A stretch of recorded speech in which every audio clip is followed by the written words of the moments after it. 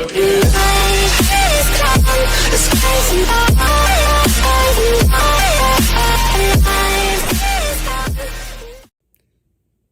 it's the editor here. The following video was, well, mostly recorded without sound, except for like the ending bit. So I'm just gonna let you get the slides, just pictures of the slides, so you can take the notes. I'll put each one up for a couple seconds so you can pause the video and write things down. And then you'll hear Mr. Zach's beautiful voice at the end. Whopper, Whopper, Whopper, Whopper, Junior, Double, Triple, Whopper, Flame Grill taste with perfect toppers. I rule this day. Lettuce, mayo, pickle, ketchup, it's okay if I don't want that Impossible or bacon Whopper, any Whopper my way. You rule your season today at BK. Have it your way. Whopper, Whopper, Whopper, Whopper, Junior, Double, Triple, Whopper, Flame Grill taste with perfect toppers. I rule this day. Lettuce, mayo, pickle, ketchup, it's okay if I don't want that Impossible or bacon Whopper, any Whopper my way. You rule your season today at BK. Have it your way. Whopper, Whopper, Whopper, Whopper, Junior, Double, Triple, Whopper, Flame Grill taste with perfect toppers. I rule this day. Lettuce, mayo, pickle, ketchup, it's okay if I don't want that Impossible or bacon Whopper, any Whopper my way. You rule your season today at BK. Have it your way. Whopper, Whopper, Whopper, Whopper, Junior, Double, Triple, Whopper, Flame Grill taste with perfect toppers. I rule this day. Lettuce, mayo, pickle, ketchup, it's okay if I don't want that Impossible or bacon Whopper, any Whopper my way. You rule your season today at BK. Have it your way. The closer the line is, the stronger. Yeah, so remember, like, if we had, let's say, like, 5 positive charges all at one spot, the strength of the field is going to be stronger than just one positive charge. Yeah. But doesn't it have to do with, like, distance? Yes, but we're saying, like, it's going through, and at this specific point, that's the strength. Okay, at the point like that it touches the paper. Yep. Easy is just 1 to 2 problems, but hard is like 4 to 5 problems. Oh my god. We're talking about calculus. Oh, I thought I was talking about my next example. No.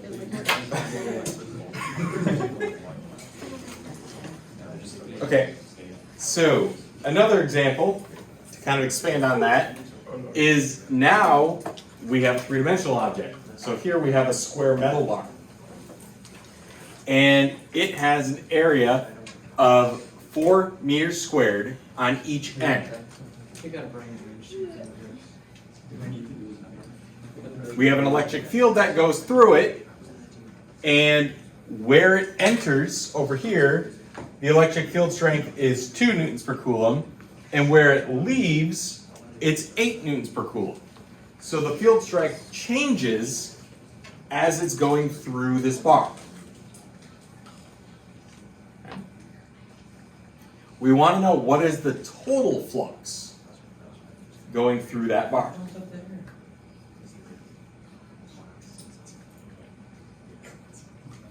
So, since the field changes, let's figure out what the flux is at each end.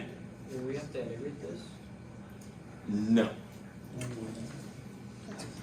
The reason why we don't got to integrate it is because if we look in like the middle here, the field's going this way.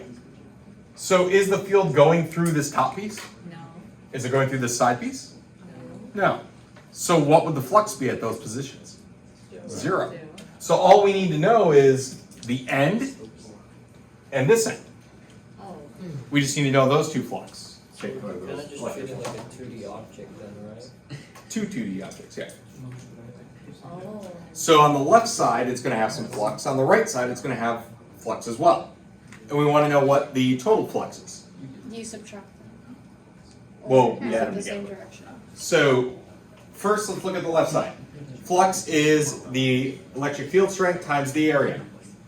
Well, on the left side, the field strength is 2 newtons per coulomb, and the area is 4 meters squared. Okay? And so when we do that,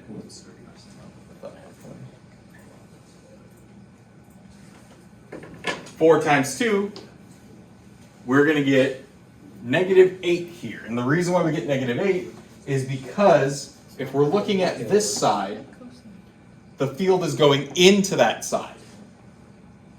And so the angle that it's going into that flat piece is going to be 180. So in the last example, it was going through, coming right out the other side, and that would be more like on the right. But we're talking about the left. So it's going into that piece and staying in the object from that left side. Okay. So because the field is going into the object, and originally the object is neutral, because it doesn't say otherwise, we have a negative change, or a negative flux. Yes? Can you like hold a box and say how it's going in? Because I don't visualize. Trying to see if I have like a rectangular. There's like the tissues. Yeah, I get that. So like, here's this box. Imagine it being square. Wow. I know, right? The field, the pencil, is going in like this. And it's coming out like this. So that means it's parallel to the other sides. So that's why there's no flux on anywhere in the middle, because it's parallel to it. I see. So we only care about the parts that it's actually, you could think of the parts it's going through. So it's coming out of this side and going into this side. Since it's going into this side, and it doesn't come out of this side, because now it's inside the entire object, that's why we have to do, that's why we get a negative value here, because it's going in, but it's not exiting the object But yet. how'd you get cosine? The equation is cosine theta. Why is it 180 though? Yeah, like where? So, Because it's going in, so it's leaving a negative charge. So you have yeah, to so make like when it goes in like this, it's hitting this surface at 180 degrees, Oh. and it's exiting. When it exits, it's exiting at 0 degrees. Think of like I'm thinking with you guys and your orientation. This is 0. This is 90 degrees, 180, 270, and 0 again, right? So if it's going in here, Oh. At 180. it's going in at 180, and then it's coming out Ah. because it's as if it went all the way around, kind of thing, relative to the surface. So if you're demonstrating it with the little red thing, is that basically just taking that blue square? On one And just side of the kinda box, like- the arrows are pointing into the box, but on the other So- side, the arrows are pointing out of the box. So it's like you switch the So it's arrow. like, here's the initial end. It's going in like this.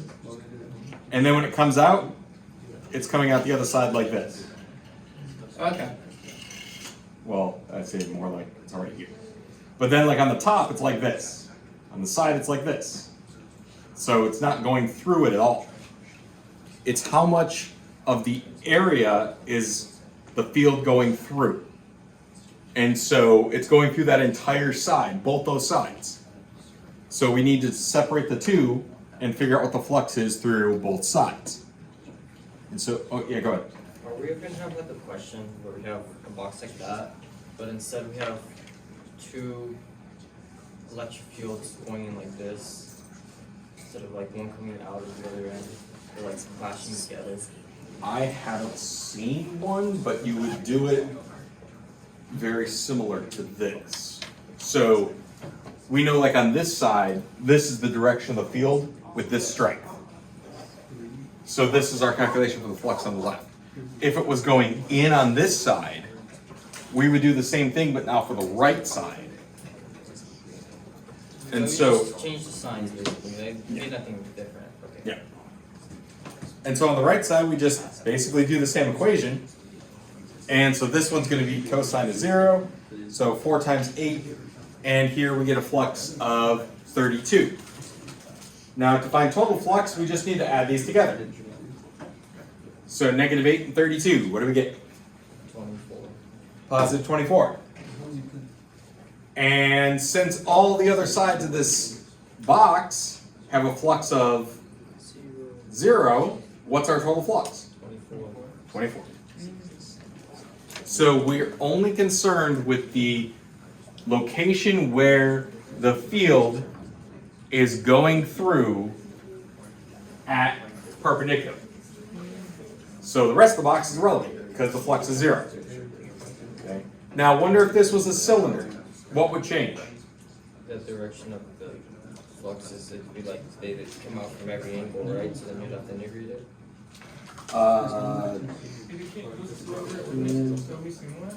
It would be similar, Is it but what would cylinder or change? sphere? The area. The area equation, that would be the only thing that would be different. So instead of the area of a square, it would be the area of a circle. And for the left, it's still different, and the right is C2. Yep.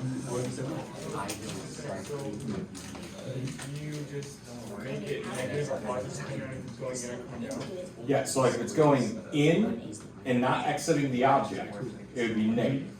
If it's coming out, then it's positive.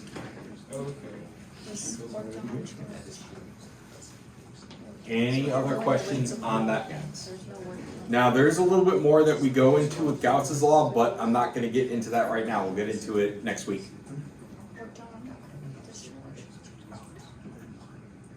I know, Ari was so excited. What are we doing? He was gonna solve it using a matrix. Sorry. The arrow's going to- Alright, is there a word to solve this using a matrix? I don't think you realize that. Yeah.